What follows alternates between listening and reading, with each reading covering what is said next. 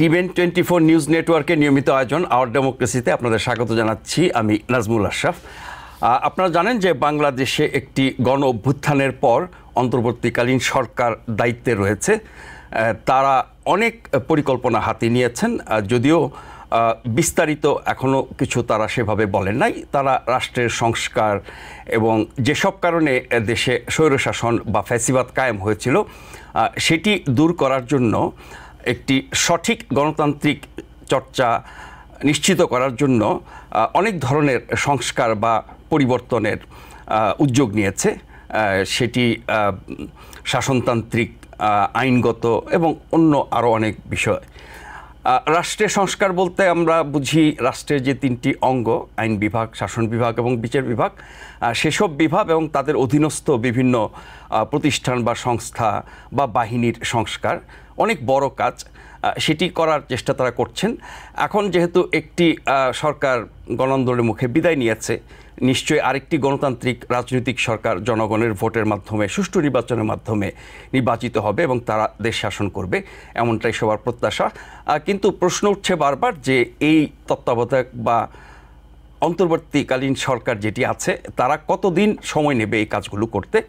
সে ব্যাপারে প্রধান উপদেষ্টা ডক্টর ইউনূস বলেছেন যে এই কাজগুলো যত দ্রুত সম্ভব এবং যতটা প্রয়োজন সেটি তারা করবেন। তারা কতদিন থাকবেন এই প্রশ্নের ব্যাপারে তিনি বলেছেন যে জনগণ যতদিন চাইবে। এখন পর্যন্ত এই সরকারের প্রতি ছাত্র জনতার আন্দোলনে যারা সম্পৃক্ত সাধারণ মানুষ এবং সকল রাজনৈতিক বা অরাজনৈতিক পক্ষ বলা যেতে পারে সবাই এই সরকারকে সমর্থন দিচ্ছে, সহযোগিতা করছে। কিন্তু এরই মধ্যে আমরা এই সরকারের ব্যাপারে কিছু কিছু সমালোচনা শুনছি, যেহেতু তারা নির্বাচনী রোডম্যাপ ঘোষণা করেনি, সংস্কারের ব্যাপারে সুনির্দিষ্টভাবে বিস্তারিত কিছু বলেনি, ফলে এগুলোর ব্যাপারে বিভিন্ন রাজনৈতিক দলের সাথে আলোচনার দাবি উঠেছে। বিএনপি এই দাবিটি এরই মধ্যে তুলেছে। বিএনপির মহাসচিব জনাব মির্জা ফখরুল ইসলাম আলমগীর আজকে দলের স্থায়ী কমিটির বৈঠকের পরে একটি সংবাদ সম্মেলন করেছেন। সেখানে তিনি নানান বিষয়ে কথা বলেছেন। তার বক্তব্যের উল্লেখযোগ্য দু একটি অংশ যদি বলি, তিনি বলেছেন যে জনগণের সরকারের মাধ্যমে প্রকৃত সংস্কার আসবে। তার মানে হচ্ছে অন্তর্বর্তীকালীন সরকার তারা পুরো সংস্কারের কাজ শেষ করে যাবে এমনটা তিনি মনে করেন না। জনগণের সরকার মানে নির্বাচিত সরকার যেটি আসবে নির্বাচনের মাধ্যমে, সেই সরকারই আসল সংস্কার করবে। আরেকটা কথা তিনি বলেছেন, সেটি অনেকটা তার আশঙ্কার কথা যে আমরা জানি 1/11-এর যে পরিবর্তন হয়েছিল, তখন একটি সরকার এসেছিল, তারা 2 বছর ক্ষমতায় ছিল, সেটাকে বলা হতো সেনা সমর্থিত সরকার। সেই সরকারের মূল লক্ষ্যবস্তু হয়েছিল বিএনপি।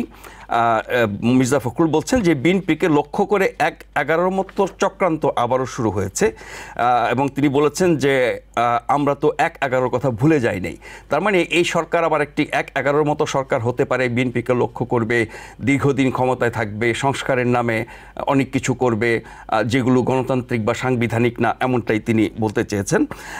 নির্বাচন নিয়ে তিনি বলেছেন যে যেই ভুল বুঝাবুঝি হচ্ছে বা হতে পারে সেটি এড়াতে খুব দ্রুত আলোচনা করা দরকার সব রাজনৈতিক দলের সাথে, কারণ রাজনৈতিক দল ছাড়া সংস্কার সম্ভব না, তিনি সেটাই বলছেন।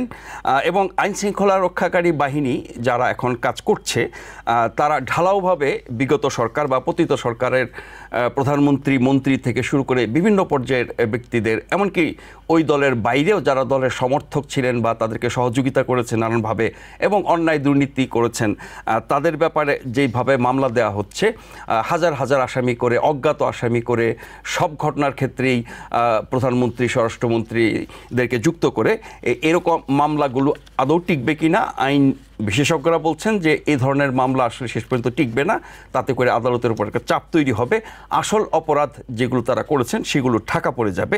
সেই জন্য মির্জা ফখরুল বলছেন যে ঢালাও মামলা না করে আগে যাচাই বাছাই করে তারপরে মামলা করা উচিত। আর যাদেরকে গ্রেপ্তার করা হচ্ছে তাদের অনেকেই বলা যেতে পারে গণরোষের শিকার হচ্ছেন, আদালতে নেওয়ার পর তাদের উপর হামলা হচ্ছে।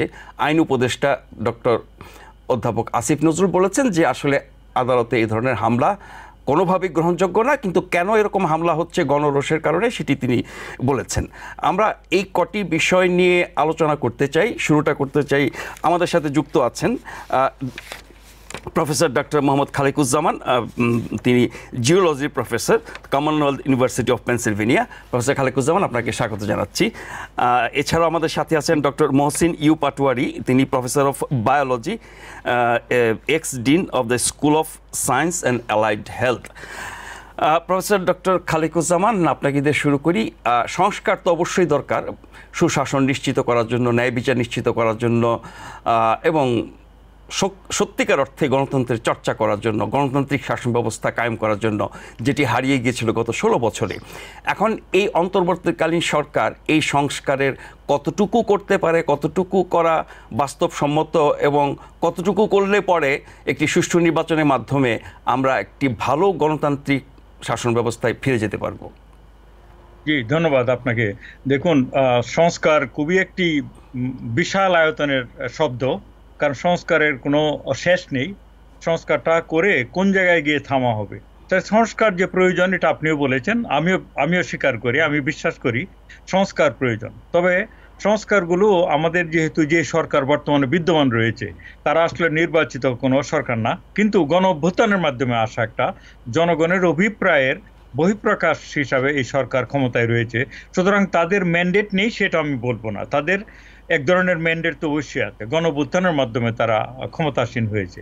কিন্তু ক্ষমতার যে আমাদের রাষ্ট্র সংস্কারের জন্য যেই জায়গায় পরিবর্তনগুলি করা দরকার, সেটা সীমারেখাটা কোথায় টানা হবে সেটা হচ্ছে আলোচনার বিষয়টা। আমিও মনে করি যে রাষ্ট্র সংস্কারের জন্য এই সরকারের যেটা করা প্রয়োজন, বিদ্যমান সরকারের, এটা হচ্ছে রাষ্ট্রের যেসব ইয়েগুলো, প্রতিষ্ঠানগুলো ধ্বংসপ্রাপ্ত হয়ে গিয়েছিল বিশেষ করে গত 15 বছরে, সেই প্রতিষ্ঠানগুলোকে এক ধরনের নিরপেক্ষতা নিশ্চিত করার জন্য যত ধরনের পদক্ষেপ নেওয়া দরকার। নিরপেক্ষতা বলতে প্রথমেই বলি হচ্ছে নির্বাচন কমিশনের ব্যাপারটা। এখন নির্বাচন কমিশন যদি খুবই শক্তিশালী না হয়, এবং তারা যদি যখনই ইলেকশনটা হোক, ইলেকশনটা 1 বছরে হোক, 2 বছরে, 3 বছরে, সে আলোচনাটা না হয় পরে আসলাম, কিন্তু এই সরকারের প্রধান কাজ হবে একটা খুবই শক্তিশালী এবং একটা নিরপেক্ষ নির্বাচন কমিশন গঠন করা, যেটা কোনো দলের উপর নির্ভরশীল থাকবে না। তো সেটা কিভাবে নিশ্চিত করা যাবে? সেটা নিশ্চিত করা যায় যেহেতু এই সরকারই হচ্ছে অনেকটা নিরপেক্ষ একটা সরকার, আমরা ধরে নিচ্ছি যে তারা যদি এই যে নির্বাচন কমিশনকে আরো শক্তিশালী করে কিছু আইন কানুনের মাধ্যমে, এটা একটা সংস্কার হতে পারে সুনির্দিষ্ট। আরো কিছু সংস্কার হচ্ছে বিচার বিভাগকে যদি, কিভাবে বিচার বিভাগ গঠিত হবে, তাদের নিয়োগগুলি কিভাবে হবে, সেইগুলির ব্যাপারে সুনির্দিষ্ট কিছু আইন যদি করা যায়, যাতে করে বিচার বিভাগও নির্বাচন কমিশনের মতো কোনো দলীয় সরকারের উপর নির্ভরশীল হবে না ভবিষ্যতেও। এটা হচ্ছে স্ট্রাকচারালি এটা এর চেঞ্জটা আনবে আইন করে, সেটা একটা। আরেকটা হচ্ছে নির্বাহী বিভাগ, বিচার বিভাগ, এবং এই যে 3টা বিভাগ আমাদের, এটাকে খুবই সুস্পষ্টভাবে নিজের পায়ে দাঁড়ানোর ব্যবস্থা করে যাওয়া প্রয়োজন। এর বাইরে গিয়ে যে সংস্কারের প্রয়োজন, এটা হচ্ছে সংবিধানের সংস্কার, তাই না? সংবিধানে তো বর্তমানের যে সংবিধান বাংলাদেশের, সেই সংবিধানে বর্তমানের যে প্রাইম মিনিস্টার, বিভিন্ন অ্যামেন্ডমেন্টের মাধ্যমে যে প্রাইম মিনিস্টারকে অগাধ ক্ষমতার অধিকারী করে দেওয়া আছে আমাদের দেশে।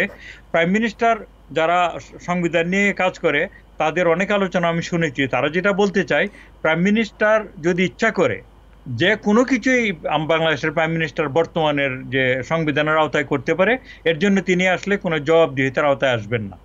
সেইটা কিভাবে একটা ব্যালেন্স আনা যায়, প্রাইম মিনিস্টারকে একক ক্ষমতার অধিকারী না করে এটাকে ব্যালেন্স করা যায় যদি রাষ্ট্রপতিকে কিছুটা ক্ষমতার অধিকারী করা যায়। আরেকটা জিনিস আমি বলে আপাতত শেষ করব, এটা হচ্ছে যে আমাদের যে সংসদের যে 70 নম্বর ধারা রয়েছে, সেটা যদি বিদ্যমান থাকে, তাহলেই তো আপনি যে লেজিসলেটিভ যেটা আর কি সংসদ, সেটাকে আর আপনি কোনোভাবেই আপনি নিরপেক্ষ করতে পারেন না। কারণ 70 ধারা মতে দলের প্রধান যেটা বলবে, বাকি সাংসদ যারা আছে তারা তার সাথে সাথে একই পক্ষে ভোট দিতে হবে। সেখানেই তো আপনি তাদের স্বাধীনতাকে খর্ব করে দিচ্ছেন। তো সংসদের ব্যাপারে আমি মনে করি 70 ধারার অবলোপ দরকার। বিচার বিভাগের ব্যাপারে বললাম, নির্বাচন কমিশনের ব্যাপারেও বললাম। এই জাতীয় সংস্কারগুলি যদি এই সরকার করে যেতে পারে, তারপরে হচ্ছে যে একটা নির্বাচিত সরকারের হাতে ক্ষমতা দিয়ে যাওয়া, অর্থাৎ ওরা আসলেও যাতে আগের সব নীতি নিয়ম ফলো করে গিয়ে আগের মতো স্বৈরাচারী এবং অবাধ ক্ষমতার অধিকারী হয়ে না উঠতে পারে। আপনি যেসব সংস্কারের কথা বললেন, নির্বাচন কমিশন, বিচার বিভাগ, প্রশাসন, কিন্তু দুঃশাসন, সংসদের ৭০ ধারা, জি সংসদের ৭০ ধারা, আইন বিভাগ, বিচার বিভাগ, শাসন বিভাগ, ৩ বিভাগেরই কিছু সংস্কারের কথা আপনি বলেছেন। কিন্তু দুর্নীতি, দুঃশাসন, অপকর্ম, নির্যাতন, গণতন্ত্রহীনতা, বিচারহীনতার যা কিছু বলি, তার একটা বড় উপাদান হচ্ছে বিভিন্ন বাহিনী, বিশেষ করে পুলিশ এবং আপনার গোয়েন্দা বাহিনী, গোয়েন্দা সংস্থা এবং পুলিশ, এই দুটি অ্যাপারেটাসকে অনেক বেশি কাজে লাগানো হয় অপশাসন, দুঃশাসন, দুর্নীতি, নির্যাতন এবং অবিচারের ক্ষেত্রে। সেখানে কি সংস্কারের প্রয়োজন নেই? ডেফিনেটলি সেখানে সংস্কারের প্রয়োজন আছে। তবে আমি মনে করি যে এগুলি কিছুটা হচ্ছে আমাদের কালচারাল নর্মেরও পার্ট হয়ে গেছে। শুধু আইন করে সমস্ত জিনিসগুলিকেও সমাধান করা যাবে না। আমরা যদি জাতি হিসাবে নিজেরাও কিছুটা নিজেদেরকে প্রস্তুত না করি যে এই দেশটা আমাদের, এই দেশকে এইভাবে আপনার ইয়ে করা যাবে না, মানে দুর্নীতির নিগড়ে বেঁধে ফেলা যাবে না, তাহলে কিছু কিছু পরিবর্তন আমাদের মধ্যে থেকে আসতে হবে। তবে আপনি যেটা বলছেন সবগুলি কথা আমি একসাথে বলি না, যেমন বাকি কমিশনগুলি, দুর্নীতি দমন কমিশন, তারপরে হচ্ছে আপনার পাবলিক সার্ভিস কমিশন, মানবাধিকার কমিশন, এই কমিশনগুলিকেই এমনভাবে গঠন করতে হবে যাতে কোনো একটা দলের উপর নির্ভরশীল না হয়। কিরকম? আপনি মনে করুন যে আমাদের যে নির্বাচন যেটা হবে বাংলাদেশে, এটাতে একটা পরিবর্তন আমি ব্যক্তিগতভাবে মনে করি আসতে পারে নির্বাচনের নিয়মে। এটাকে এক দল যারা সংখ্যাগরিষ্ঠতা পায় তারা সরকার গঠন না করে যদি এটাকে প্রপোর্শনাল নির্বাচন করা যায়, যে প্রত্যেক পার্টি যত পার্সেন্ট ভোট পাবে তাদের প্রতিনিধিত্ব আপনার সরকারে থাকতেই হবে।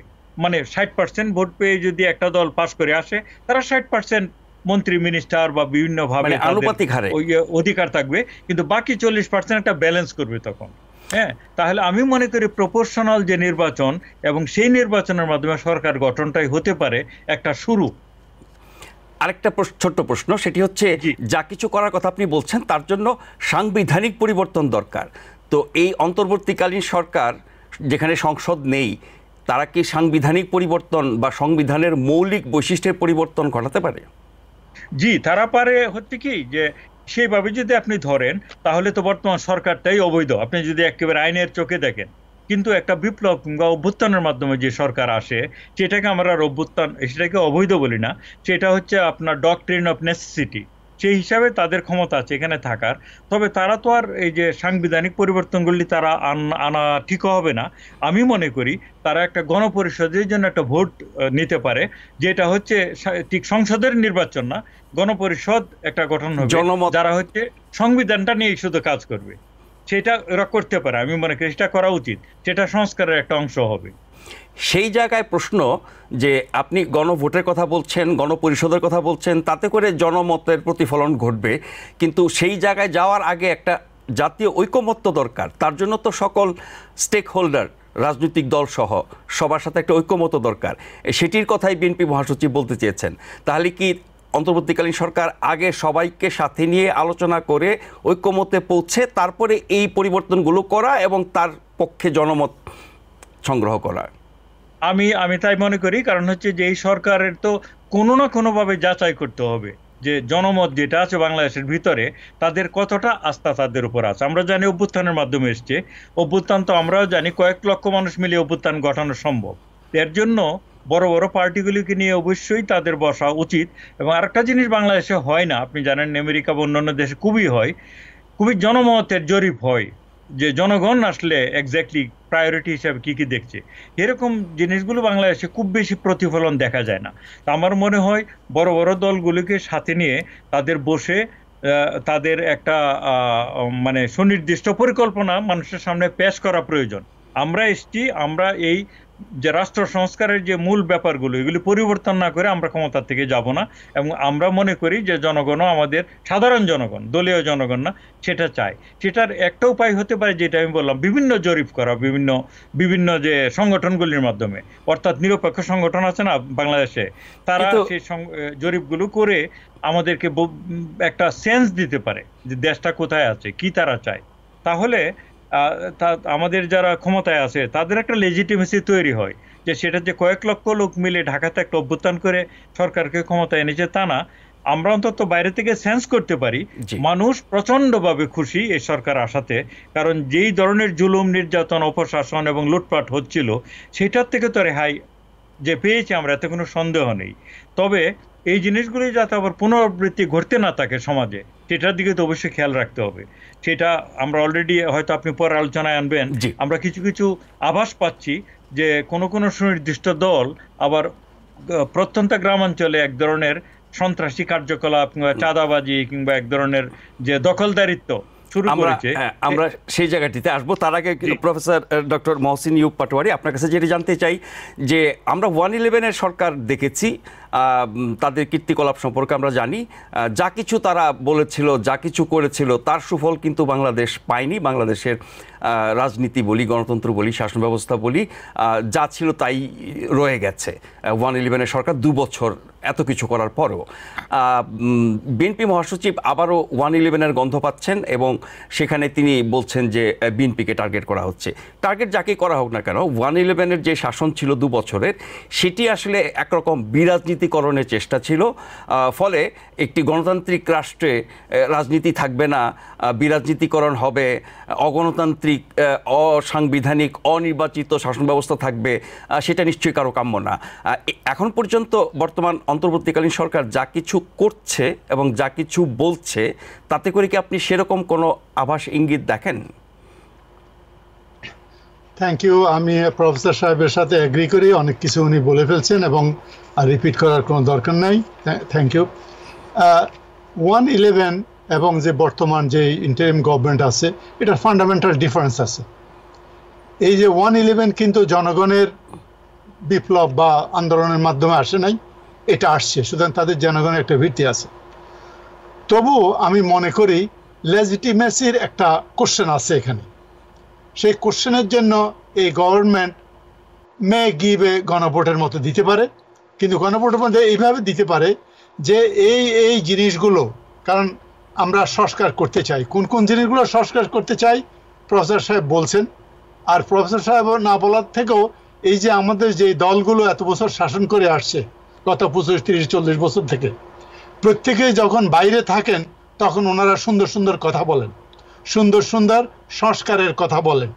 সেই সংস্কারগুলোই আপনারা নিয়ে আসেন, রোড ম্যাপ করে নিয়ে আসেন যে 1 year, 2 year or 3 year-এর মধ্যে আমরা এই জিনিসগুলো করতে চাই, এবং দলগুলোর সাথে আলোচনার সাপেক্ষে।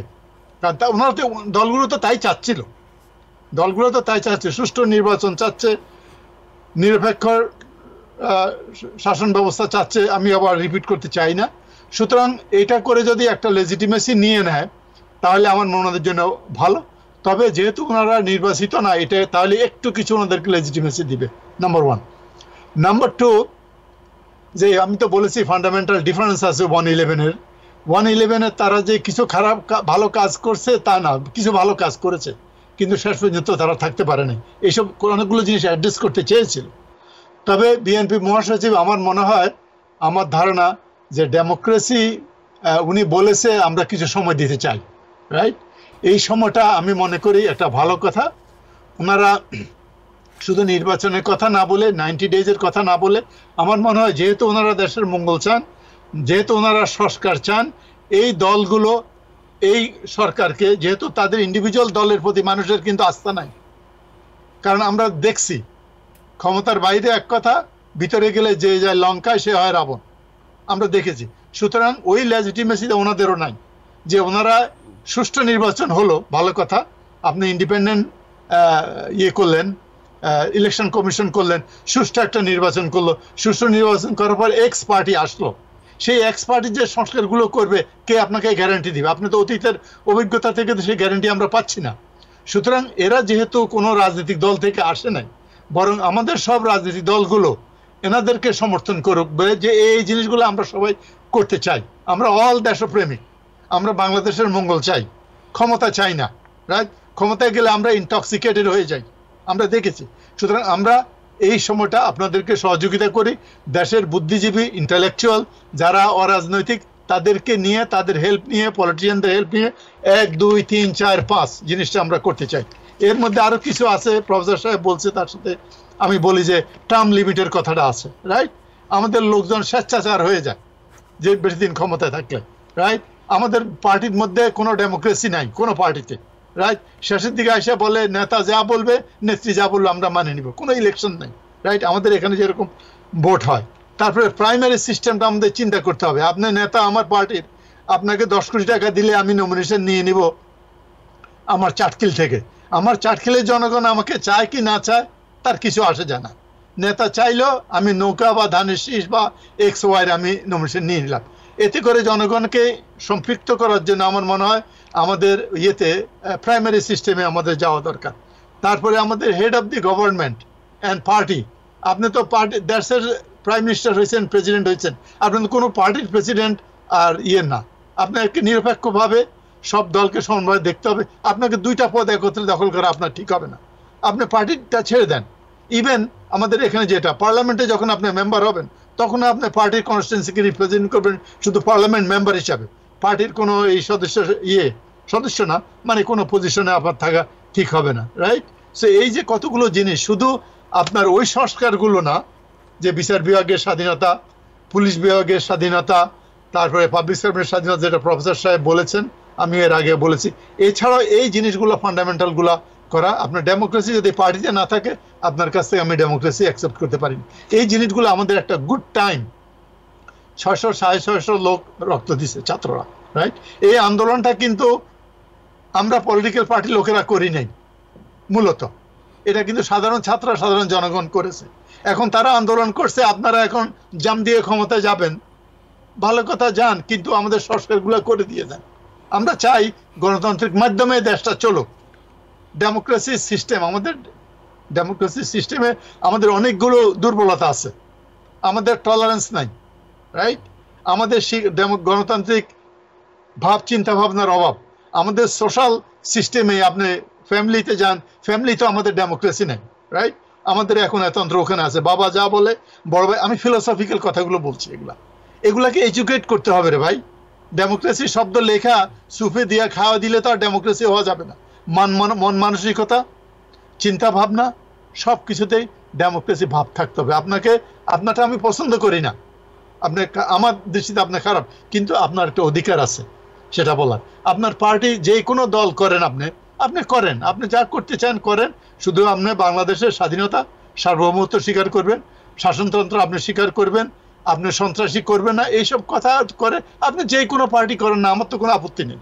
এবং ওগুলা পার্টিগুলো বন্ধ না করার জন্য আমাদের করলে আরো সন্ত্রাসী হয়ে যায়, ওগুলা না করেন।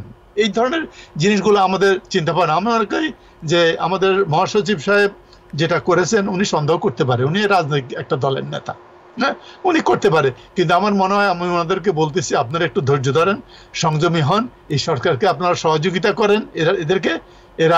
এরা much more credible than any political party. আমি এখনো মনে করি আপনারা সহযোগিতা করে আমাদের দেশের জন্য দয়া করে একটা কিছু আপনারা করেন। হ্যাঁ, এটা আমি মনে করি আমাদের হওয়া উচিত। এখন যে প্রশ্নটা উঠছে যে কোনো রোডম্যাপ নাই, সংস্কারের কোনো নির্দিষ্ট পরিকল্পনা নাই, কত দিনের মধ্যে কি কাজ করবেন সেই ঘোষণা নাই, সেই কারণে এই আশঙ্কাটা হচ্ছে কিনা? আমি এক্স্যাক্টলি সেই কথাটাই আমি বলছি, যে রোডম্যাপটা তৈরি করেন একটা, কি শুরুতেই বললাম কি কি করতে চান, কতদিন এটা লাগবে, এবং আপনি রাজনৈতিক দলগুলো ডেকে বলেন যে আপনারাই তো এই জিনিসগুলো চেয়েছিলেন, হ্যাঁ, এই জিনিসগুলো আমরা করতে চাই, আপনারা আমাদেরকে সহযোগিতা করেন। কারণ এই যত কিছু করবেন এগুলোতে আলটিমেটলি পার্লামেন্টে তো পাস করাতে হবে, রাইট? শাসনতন্ত্রে করে যায়। সুতরাং আপনারা এটা করেন, আমাদেরকে সহযোগিতা করেন, দেন ফেয়ার ইলেকশন হবে। যারাই ক্ষমতায় আসেন, আপনারা ক্ষমতায় এসে তখন আর আপনাদের পিছিয়ে আমাদেরকে দৌড়াতে হবে না। আপনার খুশি মতো আপনি করলেন, ওই যে কথাটা বললাম, যে লাউ আর সেই কদু এক হয়ে যাবে, আপনাদের পিছিয়ে দৌড়াতে হবে না। আপনারা অলরেডি অ্যাগ্রিড আপন, আপনারা অল অ্যাডাল্ট পিপল ক্যান। কিন্তু আমরা তো অতীতে দেখেছি যে এগ্রি করার পরও সেগুলোর ইমপ্লিমেন্টেশন হয় না। যেমন 90-এর গণঅভ্যুত্থানে 3 জোটের যে রূপরেখা ছিল, সেটি কিন্তু প্রথমে যে দলটি ক্ষমতা এসেছিল বিএনপি, তারা করে নাই, এরপরে আওয়ামী লীগ এসেও করে নাই। এটি নিয়ে অনেক বছর সমালোচনা হয়েছে। একইভাবে 111-এর সরকার নির্বাচন কমিশনের যে সংস্কারগুলো করেছিল, একেবারে ছাপানো অবস্থায় বই আকারে বের করা হয়েছিল, পরের সরকার এসে কিন্তু সেগুলো কোনো বাস্তবায়ন করে নাই, কমিশনকে আগের মতোই রেখেছে। ফলে যেসব সংস্কার এখন তারা এগ্রি করবে, একমত হবে, রাজি হবে, সেগুলো এসে কোনো রাজনৈতিক দল বাস্তবায়ন করবে, সেই ভরসা কতটুকু? সেই ভরসা নাই। তবে আপনার যদি এগ্রিমেন্ট থাকে আপনি তো ধরতে পারবেন যে এক্স পার্টি এটা এগ্রি করছে, এটা মানে নাই। আমাদের জনগণ তো আস্তে আস্তে শিক্ষিত হচ্ছে, তো বুঝতে পারছে আর কি। এটা খুবই মুশকিল বোঝা, কিন্তু আপনাকে তো ভাই এক জায়গা থেকে শুরু করতে হবে রে ভাই। আমাদের কোনো জায়গা থেকে তো শুরু করতে হবে, এগ্রিমেন্টে তো আসতে হবে, না হলে তো কেওস এরা ক্রিয়েট করবে সব দিক থেকে। হ্যাঁ, এই আপনারা মানেন না, তা আরেকটা কথা হতে পারে, আপনারা যখন এগ্রিড আপন হবেন রোড ম্যাপটা, এই জিনিস করবো, এটা আমরা করলাম, then you can give a গণভোট। এবং গণভোটের কন্ডিশনটা এমন থাকবে যে পাবলিক যদি অ্যাকসেপ্ট করে, এটা শাসনতন্ত্রের পরিবর্তন না করে, 2/3 মেজরিটি পরিবর্তন না করে এটাকে চেঞ্জ করা যাবে না। মানে আটকে ফেলা কোনোভাবে, তাদেরকে কোনোভাবে আটকে ফেলা, যাতে এর থেকে বের হতে না পারে, আটকে ফেলা আর কি। হ্যাঁ, যাতে করে নিজের খেয়াল খুশি মতো, সুবিধা মতো আবার আমি কাজটা করে নিলাম আর কি। জি, এটা আমি মনে করি ভাবে। জি, ছোট্ট একটা বিরতি নেব, আপনারা আমাদের সাথে থাকবেন অপেক্ষায়। যারা অনুষ্ঠান দেখছেন তাদেরকেও ফিরে এসে সাথে পাবো আশা করছি। ধন্যবাদ আমাদের সাথে থাকবার জন্য। আমাদের আজকের অতিথি প্রফেসর ডক্টর মোহাম্মদ খালেকুজ্জামান এবং professor doctor Mohsin U Patwari. Professor Khalequzzaman, আপনার কাছে ফিরি। আরেকটু ভিন্ন বিষয় বলতে এটার সাথে সংশ্লিষ্ট, সেটি হচ্ছে যে বাংলাদেশ গত 16 বছর স্বৈরতান্ত্রিক শাসন দেখেছে, এককেন্দ্রিক শাসন দেখেছে, এক ব্যক্তির শাসন দেখেছে, দুর্নীতি, দুঃশাসন, নির্যাতন, নিপীড়ন, গুম, খুন, হত্যা, এগুলো মামুলি ব্যাপার ছিল এবং তার জন্য গোটা রাষ্ট্রযন্ত্রকে ব্যবহার করা হয়েছে। তারপরও সেটি নামখাওয়াস্তে হলো একটা গণতান্ত্রিক কাঠামোর মধ্যে ছিল, বা গণতান্ত্রিক শাসন ব্যবস্থা বলা হতো, যদিও গণতন্ত্রের লেশমাত্র ছিল না। এখন যে অভ্যুত্থানটি হয়েছে, তার ফলে আমরা যাদের প্রভাব বেশি দেখছি, মানে যারা অভ্যুত্থান করেছে ছাত্র জনতা, তার বাইরে রাজনৈতিক শক্তি যাদের আমরা উত্থান দেখছি, বা যাদের প্রভাব একটু বেশি আছে বলে নানানভাবে টের পাওয়া যাচ্ছে, তাতে করে আপনার ধর্মভিত্তিক যে রাজনৈতিক দলগুলো, জামাতে ইসলামী সহ, তাদের যেন একরকমের উত্থান হচ্ছে। অনেকে আশঙ্কা করেন তাহলে বাংলাদেশ, গণতান্ত্রিক বাংলাদেশ থেকে সেটি কি আবার, মানে এক কথায় বললে জঙ্গিবাদের দিকে যাচ্ছে কিনা, এবং তারাই যেন এই সরকারকে বেশি দিন রাখতে চায়, এবং সেটি বুঝতে পেরেই বিএনপি এরকম বক্তব্য দেওয়া শুরু করেছে। এবং তার ফলাফল হিসেবে আমরা দেখছি যে বিএনপির এবং জামাতে ইসলামী তারা খুবই একাট্টা ছিল, একই জোটে ছিল, একই সাথে আন্দোলন করেছে, নির্বাচন করেছে, সরকার পরিচালনা করেছে। তাদের মধ্যে একটা দূরত্ব অনেকদিন ধরেই আছে, সেটি বোধহয় অনেকটা বিরোধের দিকে যাচ্ছে। এরকম কোনো আশঙ্কা কি দেখেন যে আমরা গণতান্ত্রিক বাংলাদেশকে হারিয়ে অন্য ধরনের কোনো বাংলাদেশের দিকে চলে যাব? প্রফেসর খালেকুজ্জামান। জি, এটা অসম্ভব একটা গুরুত্বপূর্ণ প্রশ্ন আপনি করেছেন, কারণ যেটা আমরা লক্ষ্য করছি, মাত্র এই সরকারের বয়স হয়েছে 20 দিন।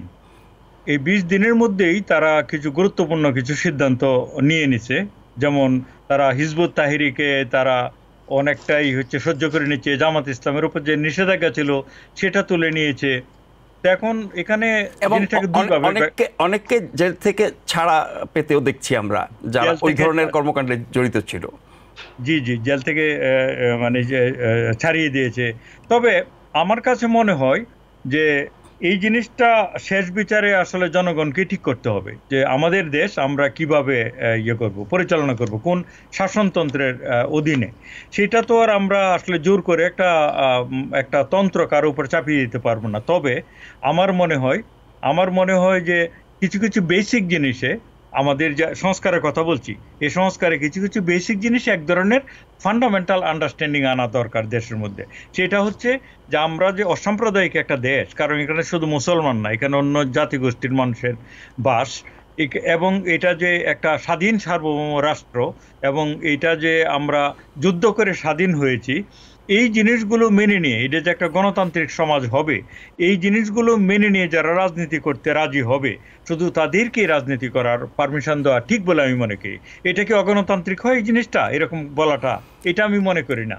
এর কারণ হচ্ছে, আপনি যদি কোনো গণতান্ত্রিক দেশের দিকে তাকান, যেমন আমেরিকা, এখন আমেরিকা তো গণতান্ত্রিক দেশ, আপনি যা কিছু তাই করতে পারেন, কিন্তু মনে করেন যে আমেরিকার এমবাসিতে যখন কেউ ইন্টারভিউ দিতে যায় তখন কিন্তু তার ফর্ম ফিল আপ করতে হয়, এক জায়গায় বলতে হয় কখনো সে কমিউনিস্ট পার্টির সাথে জড়িত ছিল কিনা অথবা কোনো সংস্রব ছিল কিনা। তাহলে তো আপনি এটাও বলতে পারতেন যে তোমরা একটা গণতান্ত্রিক দেশ, কমিউনিস্টদের ব্যাপারে তোমাদের এত মানে গাত্রদাহ কেন। তা আমি মনে করি, এবং এই দেশে বাচ্চারা যখন স্কুলে যায় আমেরিকাতে, তখন তারা প্রত্যেকদিন স্কুলে গিয়ে একটা শপথ বাক্য পাঠ করতে হয় সবাইকে। এটা মূল ব্যাপারটা এরকম যে আমরা একটা সর্বজাতির দেশ, এই জাতির সব জাতির জন্যই এই দেশ, এই দেশের মধ্যে কোনো ধরনের বিভেদ আমরা করব না, এবং এই জাতিকে মানে ভগবান রক্ষা করুক বা ঈশ্বর রক্ষা করুক, এরকম।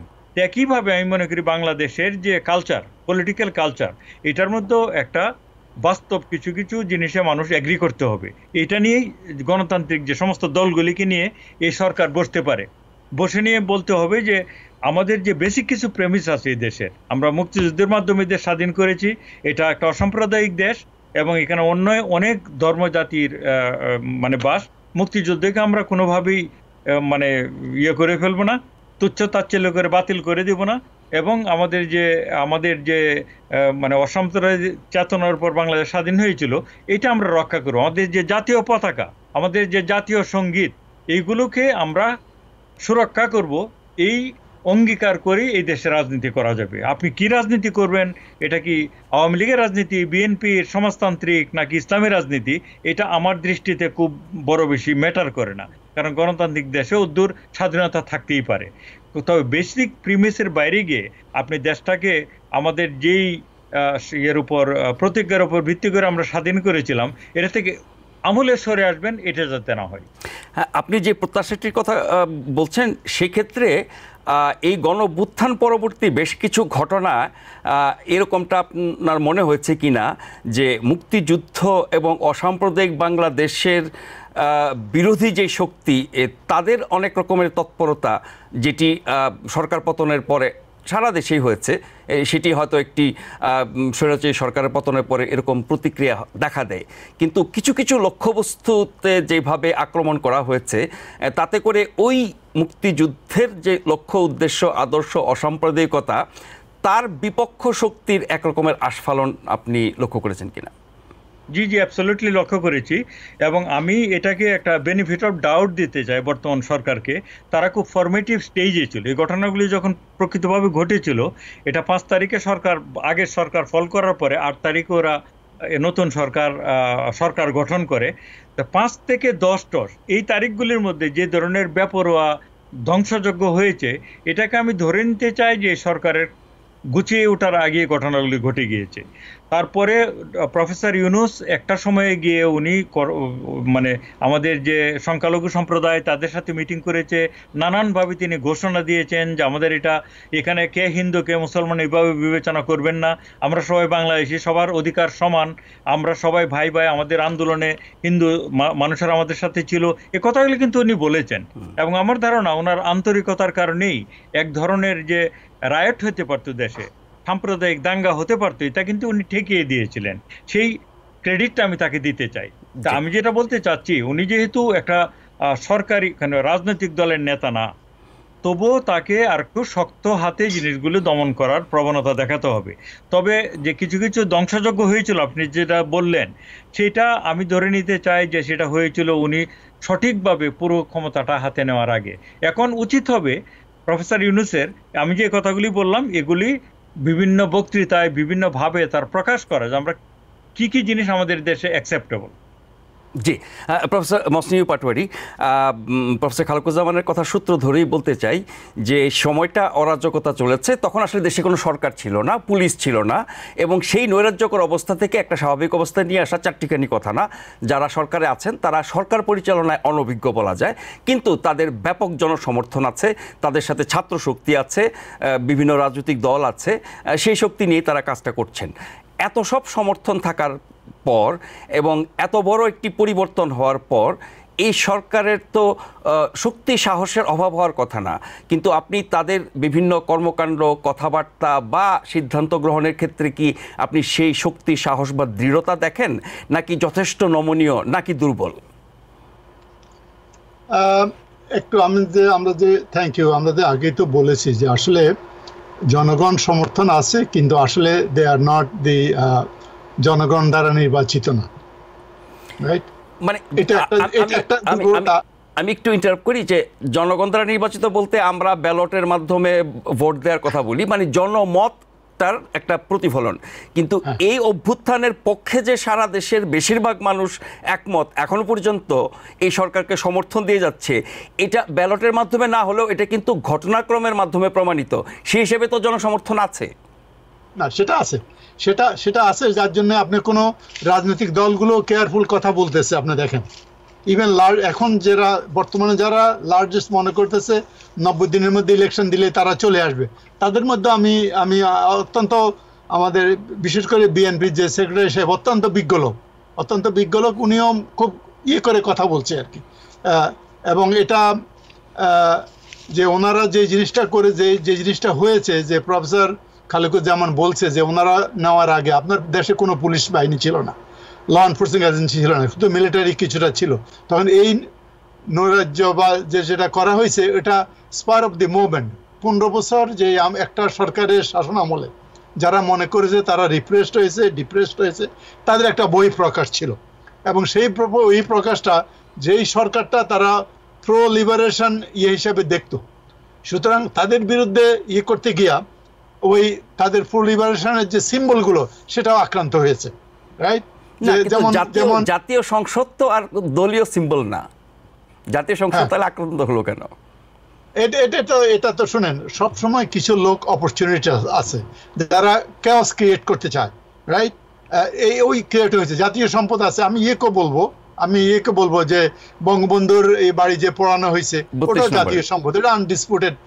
Whatever his daughter did what she did, ওনাকে ওই সব কিছুকে যদি আপনি প্রশ্নবিদ্ধ করেন তাহলে আমরা জাতীয় সত্তারই তো আমাদের সমস্যা দেখা দিবে। হ্যাঁ, একটা জায়গায় আমাদের আসতে হবে, সেই সময়টা খুবই কঠিন সময় ছিল। আমি মনে করি প্রফেসর ইউনূস এবং তার টিম ইভেনচুয়ালি স্লোলি জিনিসগুলোকে শক্ত হাতে ধরে নেবেন, কারণ এতে করে জনগণের আমার মনে হয় সমর্থন থাকবে। আমরা যারা এখান থেকে দেখি, আমরা রাজনীতি করি না, কোনো রাজনৈতিক দলের সাথে নেই, আমরা চাই দেশটা সুন্দর হোক, ভালো থাকুক। এবং এটা কিন্তু একটা দ্বিতীয় বিপ্লব বলেন, যাই বলেন, এটা বাংলাদেশের জনগণের জন্য একটা অপরচুনিটি এসেছে। এই অপরচুনিটি যদি আমরা অবহেলা করি তাহলে ভাই এটা কিন্তু চলতেই থাকবে। আমাদের প্রগ্রেস যতটুকু আমরা মেক করেছি, লেট মুভ ফরওয়ার্ড, এবং গণতন্ত্র যদি আনতে পারি। আর আমি মনে করি গণতন্ত্র এবং প্রগ্রেস, ডেভেলপমেন্ট যেটা বলি, economic development can go hands in hand. It's not that আমি গণতন্ত্র আনলে সব আপনার ডিসিশন মেকিং ডিলে হয়।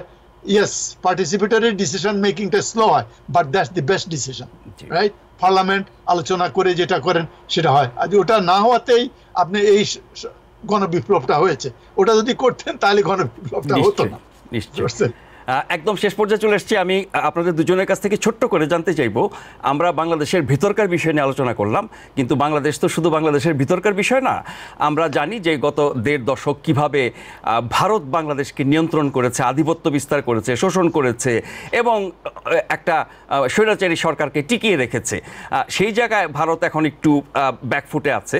তারা তো আর বসে নেই, নানান রকমের তৎপরতার মাধ্যমে আমরা বুঝতে পারি যে তারাও এটার ব্যাপারে তৎপর। কি হবে আমরা দেখব। ঠিক একইভাবে এই পরিবর্তনের জন্য কেউ বিশেষ করে যারা মানে ক্ষমতাচ্যুত হয়েছেন তাদের পক্ষে বলা হচ্ছে যে এখানে আমেরিকার হাত আছে, আমেরিকাই সব কিছু করেছে, বদলে ফেলেছে। আমেরিকার প্রভাবও আছে, ভারতের প্রভাবও আছে, কোনটা সুপ্রভাব কোনটা কুপ্রভাব সেটাও আমরা জানি। আমি আপনাদের কাছে ছোট্ট করে জানতে চাইব, প্রথমে প্রফেসর খালেকুজ্জামান, এই দুটি শক্তির প্রভাব এবং যেই বাংলাদেশ আমরা চাই এবং যেই বাংলাদেশের দিকে এগিয়ে যাওয়ার জন্য এই অভ্যুত্থান হয়েছে, সেক্ষেত্রে এই দুটি শক্তি কি ভূমিকা নিতে পারে ইতি এবং নেতিবাচক মিলে? জি দেখুন, সবশেষে বলতে হবে যে আমাদের যারা দেশের জনগণ তারা তো যথেষ্ট শিক্ষিত না হলেও অনেক বেশি সচেতন রাজনৈতিকভাবে। এখন কেউ ষড়যন্ত্র করবে, সবসময় আমরা ষড়যন্ত্রের শুধু আভাস খুঁজবো, এটা দেখলে তো হবে না। এখন আমেরিকা কি আসলে গিয়ে সরাসরি মানুষজনকে টাকা পয়সা দিয়েছে এই আন্দোলন করার জন্য? আমার ধারণা দেয়নি। তবে ভারতের যে ভূমিকা, এটা তো প্রকাশ্যে ওরা সমর্থন করেছিল আগে সরকারকে, এখনো করে যাচ্ছে। তবে আমার মনে হয় যে জনগণ যদি ঐক্যবদ্ধ থাকে তাদের রাষ্ট্রীয়, তাদের যে জাতীয় স্বার্থের ব্যাপারে, তাহলে আমরা আমাদের সচেতনতা দিয়ে আমরা বুঝতে পারবো কিভাবে ব্যালেন্স করে চলতে হবে, এবং তখন এই ব্যালেন্সটা আনা সেটা হবে আমাদের রাজনৈতিক দলের যে নেতাকর্মী তাদের দায়িত্ব। কারণ এখানে শুধু আমরা ষড়যন্ত্রের গন্ধ খুঁজলে হবে না, আমরা নিজেরাই আসলে অনেক বেশি ফলে এই বাইরের শক্তি নিয়ে ভাববার দরকার নাই, যদি নিজেদের শক্তি থাকে এবং সেই ঐক্যটা যদি থাকে, আমরা যদি আমাদের স্বার্থটা বুঝতে পারি কোথায় আমাদের স্বার্থ, এটা বুঝে নিয়ে আমাদের ব্যালেন্স করে চলতে হবে সব দেশের সাথে। নিশ্চয়ই। প্রফেসর পাটোয়ারি, ঠিক এই বিষয়ে আপনার ছোট্ট করে মন্তব্য শুনবো। ভাই, এটা তো Bangladesh is very important place geopolitically. জি, আমাদের তিন দিকে ভারত, বড় দেশ, রাইট? বাংলাদেশ ভারতের জন্য is very critical because of their north ইস্টে যেই 7 সিস্টার আছে ওদের জন্য আমরা চাইলে আমরা প্রবলেম করতে পারি। সব security interest, prime security interest Bangladesh, সেই হুমকিও দেওয়া হচ্ছে নানানভাবে। হ্যাঁ, সেই জন্যেই তারা তাদের স্বার্থেই একটা সরকারকে সমর্থন করে আসছে, ভোটারবিহীন নির্বাচনকে তারা সমর্থন করে আসছে তাদের স্বার্থেই, এবং ওই সরকার ওই সুযোগটা নিয়ে দেখলে হয় আমরা তো আমাদের থাকতে দিচ্ছে, এবং সেটা তারা করেছে আর কি। এই জিনিসটা আমাদের লক্ষ্য রাখতে হবে যে আমরা ছোট হতে পারি, কিন্তু আমরা একটা যদি সত্যিকারভাবে একটা ডেমোক্রেটিক আমাদের গভর্নমেন্ট থাকতো, তাহলে কিন্তু অতটুকু ইনফ্লুয়েন্স করতে পারতো। আপনি কি চুক্তি করলেন, চুক্তিটা পাবলিক চলে আসলো, পার্লামেন্ট আলোচনা করলো, আমি মনে করি তাদের সাথে আমাদের সম্পর্ক হবে প্রফেসর ইউনূস যেটা বলছে আরো বন্ধুত্ব। কিভাবে বন্ধুত্বটা বন্ধু হয়? যখন আপনি মিউচুয়াল রেসপেক্টটা থাকে। আপনার ইন্টারনাল অ্যাফেয়ারে আমি আমার নোজ পোক করব না, আমার ইন্টারনাল অ্যাফেয়ারে আপনি করেন না, আমি আপনার স্বাধীন সার্বভৌমত্ব দেশ হিসেবে যে মর্যাদা থাকার কথা সেটা যদি রক্ষা করে আর কি। জি, লং লাস্টিং ফ্রেন্ডশিপ এটা হবে নিশ্চয়ই নিশ্চয়ই। যাই হোক, এটা আমি বলতে চাই, এবং আমেরিকার জিওপলিটিক্যাল ইন্টারেস্ট বাংলাদেশে থাকবে, কিন্তু ওটাকে যে ব্যালেন্স করা, চায়নার সাথে, ইন্ডিয়ার সাথে, তার রাশিয়ার সাথে, এখানে খুব দক্ষ কূটনীতি দরকার হবে। হ্যাঁ, এই ব্যালেন্স গুলা করে আমাদের চলতে হবে। সেই ব্যালেন্স করার জন্য আপনাকে দরকার একটা গণতান্ত্রিক ভাবে নির্বাচিত সরকার, এবং এভরিথিং ট্রান্সপারেন্ট। যে সরকারের পেছনে জনগণের শক্তি থাকবে, তারা অনেক সাহসী ভূমিকা নিতে পারবে জাতীয় স্বার্থে।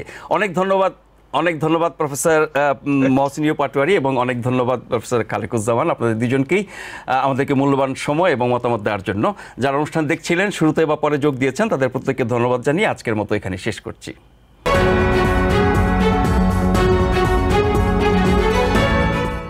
টিবিএন 24 টেলিভিশন দেখতে আজই কল করুন 7187776556। লগ ইন করুন www.totalcablebd.com। নিউ ইয়র্ক থেকে সম্প্রচারিত টিবিএন 24 টেলিভিশন বিশ্বজুড়ে বাঙালির কণ্ঠস্বর।